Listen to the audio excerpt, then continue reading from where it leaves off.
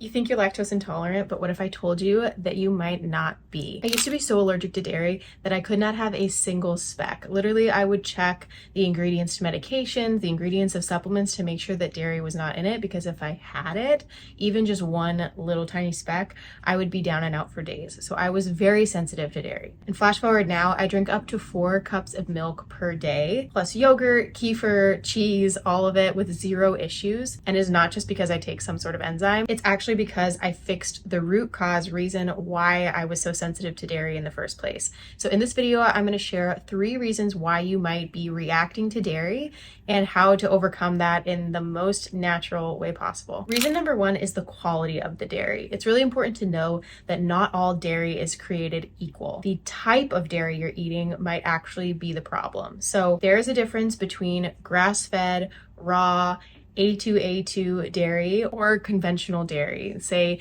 a gallon that you can get at a convenience store or something like that. Grass-fed dairy is higher in omega-3s, vitamin K, and CLA, which is anti-inflammatory, and all of these things help your body to actually absorb the nutrients properly and digest the dairy correctly. A2A2 cows, which is a certain form of cows, produce easier to digest casein proteins, unlike A1 dairy, which has been known to trigger inflammation in a lot of people, especially those of you who are struggling with chronic symptoms. Conventional dairy is often from sick, grain-fed cows that are pumped with antibiotics and hormones, and even Skittles. You guys, I've seen literally cows get fed extra Skittles from some sort of like factory waste. Seriously, look it up. It's a thing. And obviously that's going to impact the quality of the milk that you're drinking. If the cow was fed its normal diet, the diet that it is meant to be eating, the diet that it can most easily digest and assimilate and not untouched by the medical industry and whatnot, or if it's just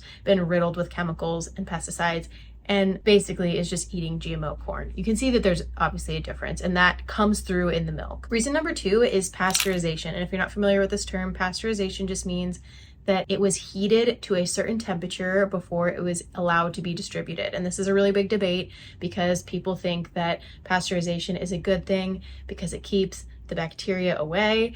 And then on the other hand, people are all about raw milk, and they would say that pasteurization actually ruins the enzymes and the proteins and the probiotics that are in the milk. You actually want the beneficial bacteria in the milk. And I would say that there is validity to both. The reason that people have started to need to pasteurize dairy is because of the high pathogen content in a lot of conventional dairy. So if you think about a cow that is fed a diet that is not healthy, making them sick, and then they're pumped with antibiotics, and they're constantly in the cycle of getting sick and having pathogen overgrowth in their body, then you would expect that the milk coming from them is going to be full of pathogens as well. So in some sense, it makes sense why people started pasteurizing milk. If you're able to source really high quality grass-fed organic milk, then you very likely will not have a problem. And again, this is up for debate.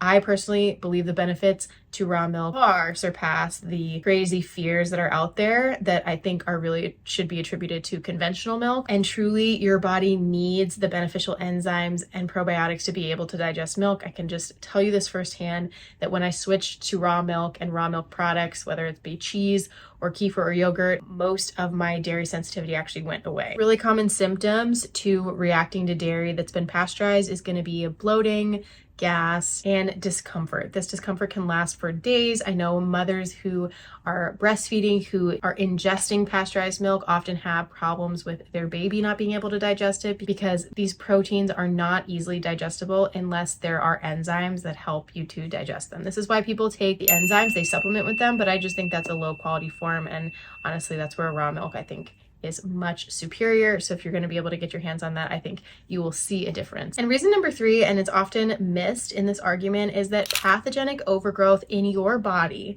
might actually be causing you to react and overreact to dairy. So your dairy intolerance might actually not be about dairy at all. It could actually just be a sign of gut dysbiosis, meaning that there's pathogenic overgrowth and not enough beneficial bacteria, and the lining of your digestive system is damaged and not able to digest the food properly. When there's gut dysbiosis, like an imbalance of the microbiome, these pathogenic strains that are overgrowing feed off of sugar. So if you're drinking milk, and milk actually does have a natural sugar called lactose, and you're reacting to it, it might not be the lactose in and of itself. It might actually just be that that is a sugar that's then feeding the yeast overgrowth, the pathogenic overgrowth, which then can cause those to grow and flare and cause symptoms that are chronic. Really, that's anything from fatigue, bloating, digestive discomfort, constipation, diarrhea, all the way to mood disorders, hormone imbalances, and difficulty even managing emotions, because yeast really is responsible for so much in the body. And so if you've got lactose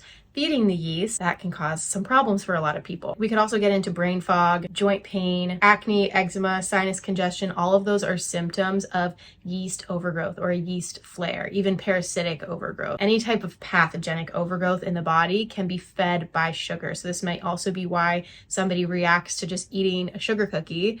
It's a similar experience as drinking milk because of all the sugar content. So this is where we start to see why cutting dairy out doesn't actually solve the root problem. It removes the food that was simply exposing the issue. It wasn't actually the issue in and of itself. So that's where I personally believe it's really important to resolve that root issue of gut dysbiosis, resolve that gut microbiome imbalance.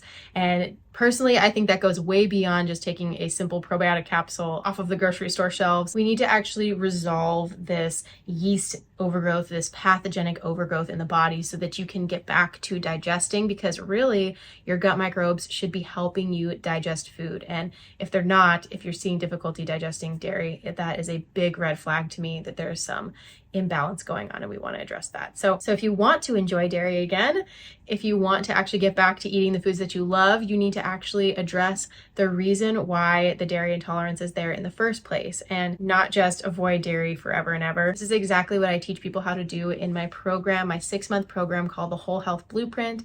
I teach you how to revamp your microbiome, get to the root of your chronic symptoms, and really address your health holistically, getting rid of your symptoms for good. So if that sounds interesting to you, I'm going to leave the link in the description box to apply for the program.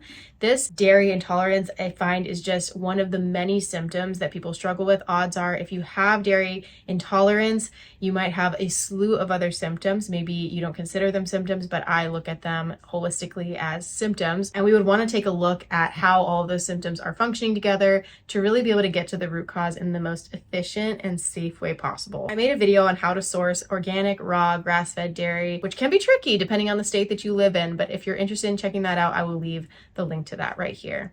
Thanks for watching.